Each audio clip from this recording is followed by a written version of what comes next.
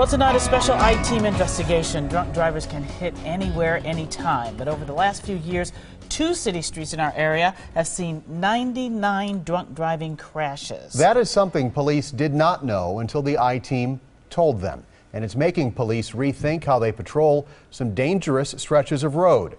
It's the result of months of work searching for the city streets where drunk drivers are doing the most damage. Of all the things Rebecca Smither imagined could go wrong on her wedding day. My father picked up all the corsages. I wanted Gerbera daisies, and some of them were pink roses. Getting hit by a drunk driver never even registered. But there he was, running a red light straight for the bus, holding her bridal party. It could have been a very, very tragic event. Her story is one of thousands contained in data from the Wisconsin DOT, records of crashes caused by drunk drivers. The I-team looked at every alcohol-involved crash for 3 years across 5 counties, a total of 4,220 wrecks, where 2,071 people were hurt and 132 were killed. But when we dug deeper into the numbers, the I-team discovered some surprising trends. I'm shocked. I'm literally shocked. Trends that reveal the city streets where drunk drivers are doing the most damage.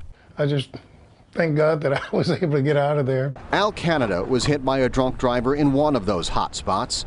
This is what happened April 21st last year at 85th and Sheridan Road in the city of Kenosha. A drunk driver hit Canada so hard his Jeep flattened as it rolled. I didn't realize what had happened until the vehicle had flipped and uprighted itself, and I proceeded to climb out the sunroof. His was one of 44 drunk driving crashes on Sheridan in just 3 years, including the one that hit Rebecca Smither. I didn't know what happened until we had actually crashed and pulled over to the side of the road. Smither's bridal party was on 60th Street, headed to the lakefront for photos. The drunk driver speeding north on Sheridan. If he had not been on the brakes and that driver had T-boned right where Travis and I were. These are some pretty major crashes and some significant injuries in some of these crashes as well. So I'd say it's a significant problem. Kenosha Police Chief John Morrissey does not know why this is happening. None of these intersections, none of them that you bring up, come on our radar as a problem intersection. There is one street even more of a problem than Sheridan Road. That would be Greenfield Avenue. Between 2012 and 2014, no city street in southeast Wisconsin saw more alcohol-involved wrecks. From 3rd Street in Milwaukee to 108th Street in West Allis, drunk drivers caused 55 crashes. 19 people were hurt, 4 died. I didn't get to say goodbye to him. They wouldn't even let us see him. Dawn Canales lost her son to a drunk driver at 44th in Greenfield. The day after last Christmas, Marcus Canales was walking down the sidewalk. A truck racing east jumped the curb and hit him.